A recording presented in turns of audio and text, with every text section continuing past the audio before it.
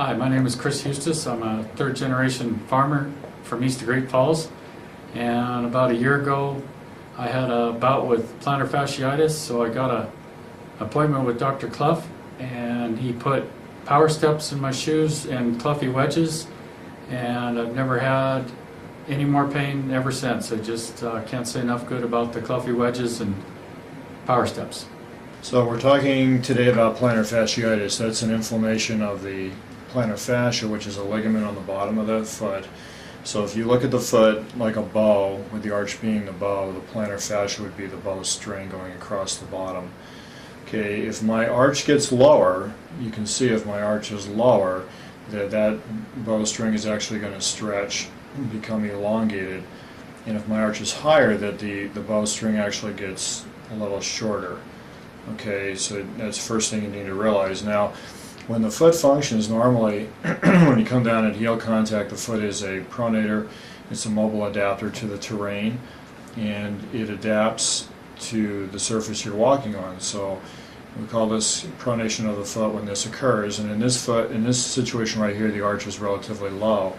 Now, as we move forward on the foot and the big toe moves up like this, you can see that my arch height actually increases, and the foot becomes very, very stable. So as we move forward into propulsion, our foot's very stable to move us forward efficiently. So we're going from this very low arched, very soft foot here to a relatively higher arch position here, which is more rigid and more firm. This is all dependent on normal motion of the big toe joint for this to occur. Okay, so the problem, this is fine. When the big toe joint moves normal, then the foot will stabilize and everything's good.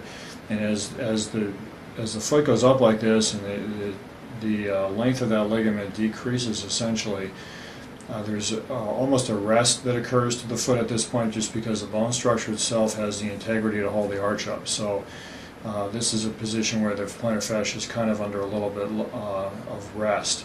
Whereas here, it's a very elongated tissue, and there's a lot of stretching that occurs here as it inserts into the heel bone. So the problem is, with some people, they have a problem when I push weight here on the foot and then try to move the big toe joint up. You see that there is a fair amount of stiffness to that big toe joint. And as a result of that, this foot stays in this rather elongated position. It's very unstable, so this ligament is under constant strain as the foot moves forward, and it's pulling on the heel, and we're actually causing an inflammation where that ligament and the muscles pull on the heel there, and that's called plantar fasciitis, or heel spur syndrome is another term for that. So what we need to do, of course, is we need to mobilize the big toe and allow it to come all the way up so that we can get this foot to stabilize itself and put a relative rest on that plantar fascia and have that foot assume that normal high arch position. So we can do that by pre-stressing the big toe joint upward and then pushing here. Now you can see that the big toe will move without restriction, where here it's relatively stiff. So all we do as a practical matter now to accomplish this is we're going to put a wedge underneath the big toe so that we're going to lift the toe up just slightly like that, and that restores the motion to the big toe joint, and that should improve our foot function and should and often does have a dramatic effect on the heel pain almost immediately. Hi, I'm Craig. I'm an operating room nurse. I've been working in the operating room going on 30 to 35 years now. A number of years ago, say 8 or 10 years ago, I believe, I was having real trouble walking, and it continued to get worse to the point where I changed operating rooms. One was had longer hallways, and I just couldn't keep up on the call schedule. So I took a job in another operating room where I didn't have to walk so much because it was hurting so bad. And in the process, I visited with a podiatrist and an orthopedic surgeon and a family physician about what I had heel spurs, they thought, and maybe plantar fasciitis, which I did have. It got to the point where when I was hunting and hiking, I actually tore my plantar fascia. So I wasn't able to walk for probably a month. And then I was back doing the same thing again. Things were hurting and bothering me, and I just had inserts put in and special orthotics made, and nothing seemed to help. And I do work with Dr. Clough on occasion, and he saw me hobbling and said, "What's wrong?" Should have seen him first. And anyway, he said, let me look at you. And he said, well, you have functional hallux limitus. And I didn't know what that was. Of course, I do now. And my limitus is severe. So he put some wedges in he said, I'll put some wedges on some insoles for you, and you can pick them up at the office. Well, I picked them up on a Friday after work, threw them in the seat of my car, and proceeded to drive around town all weekend, not even thinking much about them, because I wasn't too hopeful. I mean, you just one of those things.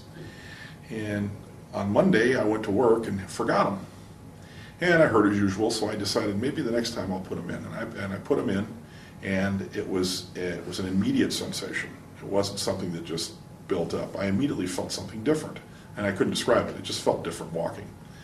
And my heel still hurt, but a week later, it stopped.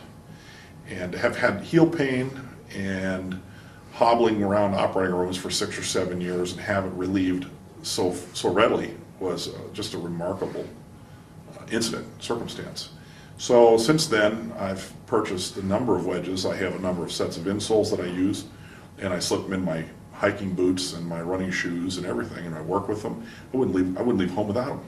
I went hunting this last fall and had to hike up into the mountains, do a considerable amount of hiking, and I noticed that I had more power in my feet because I was wearing the Cluffy wedges. I could just use my big toes, which I couldn't use before. I've been on many hikes when I was younger and had a lot of problems walking. Just thought, must be the boots. Now I know what it is. And so it's been the answer to my problems. And it's just a great relief to find something that's inexpensive. You can purchase a number of them. You can purchase a number of insoles. When they wear out, you go back, get some more, and you'll wear them out because you like them.